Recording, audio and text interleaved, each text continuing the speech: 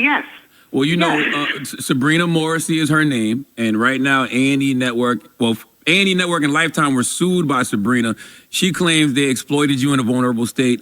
They exploited your condition, and I'm putting condition in air. All right, guys, so let me bring you up to speed here. So what we have here is Charlamagne talking to Wendy Williams, and you guys are probably like, what is going on? Like, how is she all the way over here? This isn't quite political. It doesn't have to be for this one. Wendy took a stand back in 2020, and she said she was not eating that lollipop, taking the lollipop, if you will, right? And then I remember they sicked Dr. Oz after her. They were like, because she's a big name, and she was like, yo, I don't trust it, bro. Like, it's new, and I'm not, I'm not doing that. They got everybody on her. The next thing I knew, she took the lollipop. And sis has not been the same since. I remember I broke down her condition years back in like 2021 when I first started this channel, because at one point she couldn't walk or anything. Praise the Lord, she could walk. She actually doesn't look as bad, at least if these pictures are real. But I thought it was looking bad for Wendy. But now she has even more trouble. Apparently she has a conservatorship. And here we go again with the Britney Spears type of stuff. So let's go ahead and see what's going on here. Air quotes. You signed to do that documentary without your consent, but A&E and Lifetime countersued and said that Sabrina realized the documentary would question the quality of her own guardianship. It actually says in the lawsuit, it appears that Morrissey is misusing her position as a guardian of Williams to silence criticism of her controversial and failed administration of the guardianship. They even used the words guardianship abuse. What do you think of that? Well, first of all, me and the person that you were just talking about, this guardian person, we watched that 4-part thing on TV together. She was the one who wanted to do that. You understand what I'm saying? Mm-hmm. So I'm watching and writing things down, and she's watching and writing things down, and I saw her. I saw all of that, by the way. And what do I think about being abused? Listen, look, this system is broken. That this system that I'm in, this system, it has falsified a lot. You know what I'm saying? They said you're cognitively impaired and you're incapacitated. Do I seem that way? No. You've been calling me 5 times a day for the last 2 weeks. No, you don't seem that way. And just how dare, excuse me, who I naturally am is who I naturally am. You know what I'm saying? Right. Yes. And my niece knows all about that crap. I mean, I'm sorry. I apologize. And to be clear, you can't leave. Like, they won't allow you to leave or have visitors, family members or not. So you can't even leave and take a walk if you wanted to, or take a trip or visit family members. They give you a difficult time for that, and family members can't visit you? Excuse me, where I am, okay, you have to get keys to unlock the door to press the elevator to go downstairs, first of all. Second of all, these people here, everybody is like nursemaids, so to speak. You know what I'm saying? They come in and they give your pills, you know what I'm saying? And then they leave. And Which I told you not to take. I told you don't take them pills. Excuse me, I've had 2 pills all of my life. Alex, you know what I'm talking about. Yep. You know what I'm saying? I know exactly what you're talking about. Excuse me, there are 7 pills. I have no idea what is this pill doing. What is it going to listen? I haven't been to a pill person in a matter of long time. You know what I'm saying? Mm-hmm. So you know what I'm saying is kind of like odd to me. Like, she keeps saying that. Other than that, she sounds like she sounds like herself. If you guys don't know, Charlamagne used to work for Wendy Williams. Like, he was like the coffee guy and everything else. And not coming at him because, like, look at where he's at today. I mean, he's like king of radio. You know what I'm saying? No. But, by the way, guys, please don't forget to hit the like and subscribe button and notification bell. Thank you to every eye that lands on a video. Now, let's just break down real quick what she said. So she's obviously in some sort of psych hospital or like a residential psych facility. She said you need keys to use the elevator. She's in a lockdown unit. She sounds calm. I don't think that she doesn't sound like somebody who's going to attack anytime soon, because those kind of people who like are in a very very high, like a high like irritation type of feeling, or they're ready to, like I said, attack. They're very escalated, you know. Those kind of people, you could hear in their speech where they would be like speaking fast, angry, all of that. She just sounds like somebody who's making her point. She's defensive, of course, but and she's probably a little foggy because they're probably giving her meds somehow. But she doesn't sound out of whack to me. What do you guys think?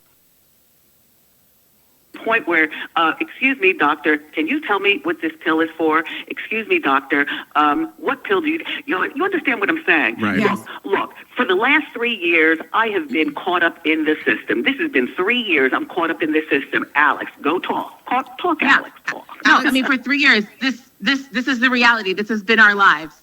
So, but specifically her life. She can call us. We can't call her. That's been the reality since 2023. Wow. Alex, that room that she's sitting in, she's there every day, all hours of the day, every week, every month. She's not getting proper sunlight. I went to New York in October to visit her, and the level of security and the level of questions that there were in terms of who am I, why am I here, what's the purpose?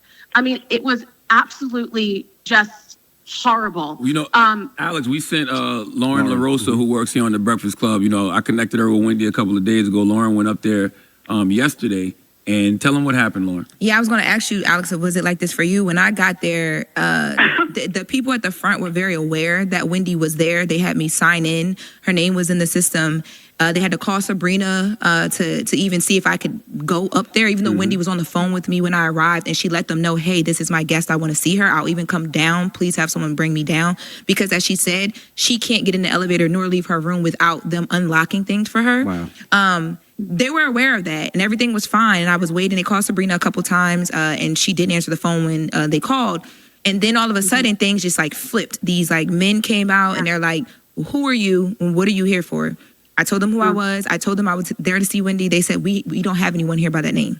Oh wow! They never said to me. Did you believe that? No, I didn't make. Did I not make it upstairs? They basically told me I didn't even feel comfortable still being in the lobby the way that I was treated. Like, so the thing is, because she's not on they have Wendy obviously in some psych facility. Like, I don't understand why everybody's not saying that, because then now the thing is what it's getting on my nerves a bit, because it's being explained and described as a place that is like locked down, and it's like very, you know, Wendy could call them, but they can't call her, and that sounds crazy to somebody, you know, like it's that controlled. Like, oh my God, what kind of place is this?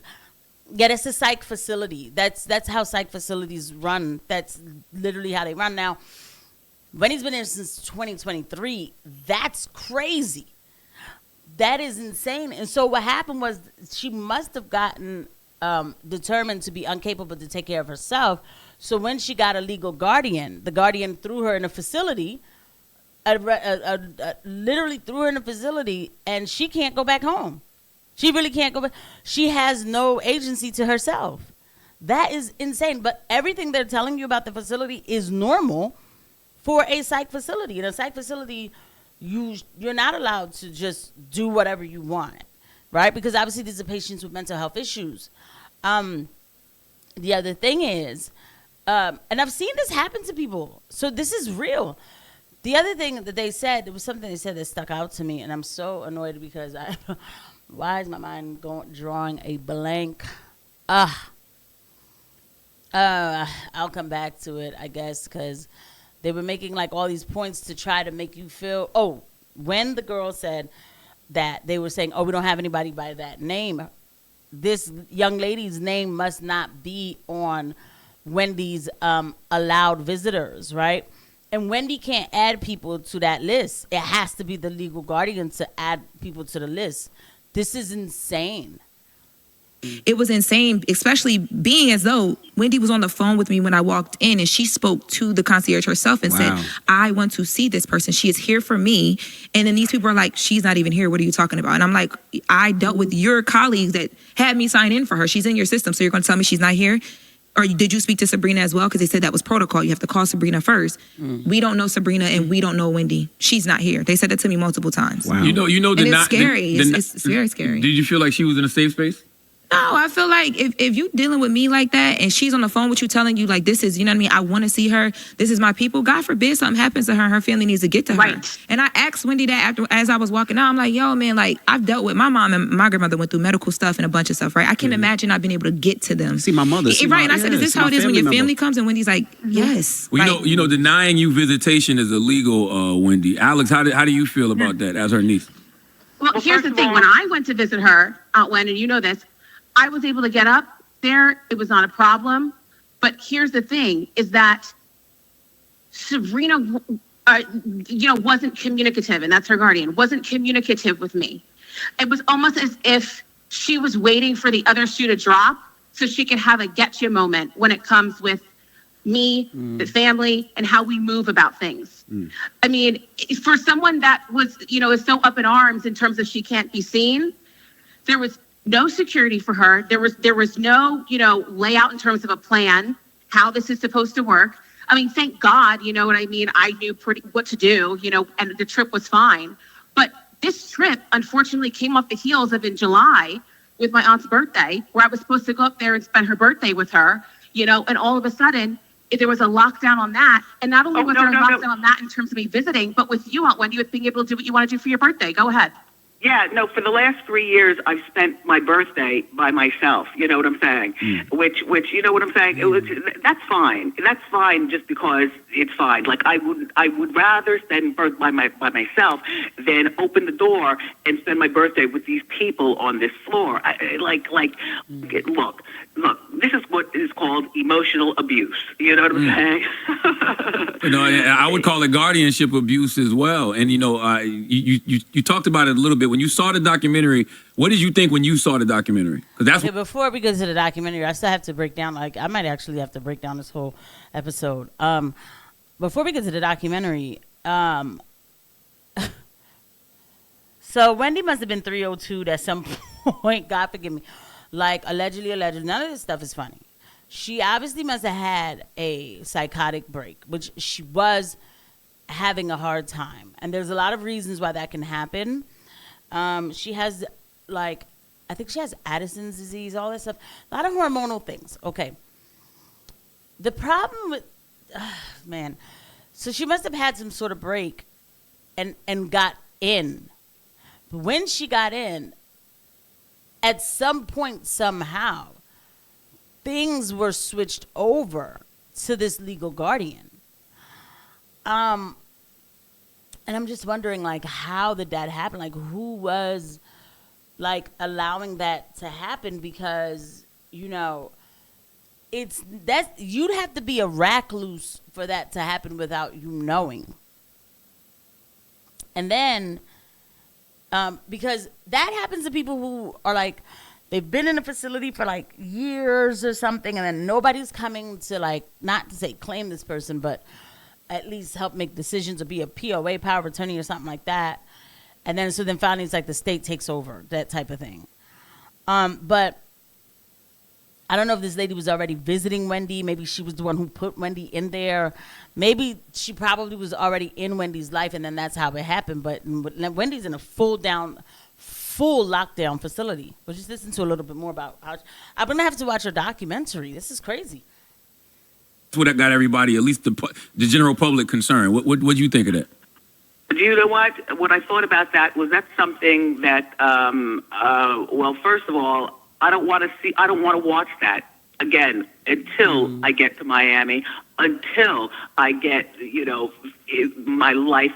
Look, I don't care about watching that. You know what I care about? I care about if I don't want to talk about that. I get it. But I do want to ask Alex you as well. So Wendy I do want to say Wendy can't say a lot legally. Yes. Correct. Yeah. So don't think that When you hear her, don't think she's jumping around. She don't know what she's talking about. She can't say a lot legally. And I was going to ask, who's putting out like the rumors? Like, you know, because a couple of months ago we heard, well, Wendy's having this problem and she's incapacitated. Like they said she's cognitively impaired because of alcohol. She's incapacitated. She's suffering from dementia. Obviously, it's not true. So do we know who's sending out those rumors to the press and to the blogs and all that? Do we know? Do we have any ideas?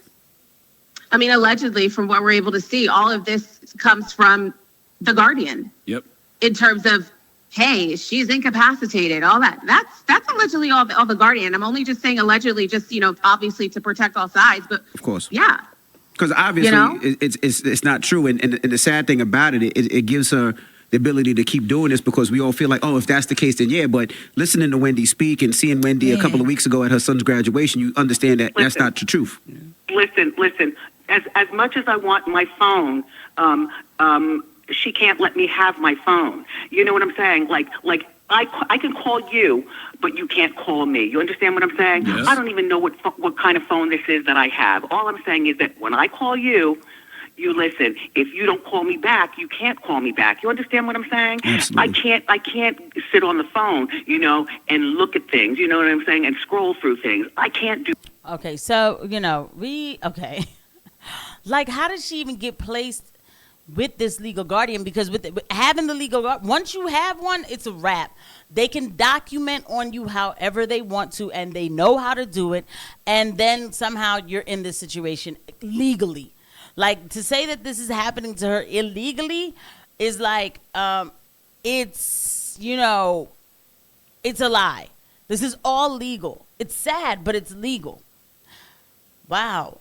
So let's, you know, there you go. So I had to look it up, y'all. I was like, I can't leave this and leave y'all hanging like this. I mean, you know, I'm sure you guys probably already know, but like for me, I was like, I need to see what's going on, how she got in this position with even having a guardian. So Wendy Williams was placed on a financial guardianship, which, by the way, who even placed her on that, though, after Wells Fargo flagged large withdrawals from her account? Okay. Wait a minute. But that's probably her money. What's going on? The bank flagged large withdrawals and placed on and they the court appointed Sabrina Morsi, a New York City-based attorney, as her guardian. Williams requested her bank statements to switch banks. Wells Fargo refused to provide the statements. Wendy claimed she was incapacitated. Wells Fargo froze Williams' account. A judge appointed Morsi. Oh my! Williams believed people want to control her. Yeah, she claims Wells Fargo unlawfully froze her account. Yeah, she also called the guardianship a prison. Oh my God! They claim that she has dementia. She has Graves' disease. Okay. Oh, this is horrible. Wow, I'm shocked. I see. I might have to just do another episode on this because, like, now I'm like completely enthralled. I hope that you guys are enthralled with me because we might really have to go down a deep dive with this. I'll see you guys at the next one. Bye.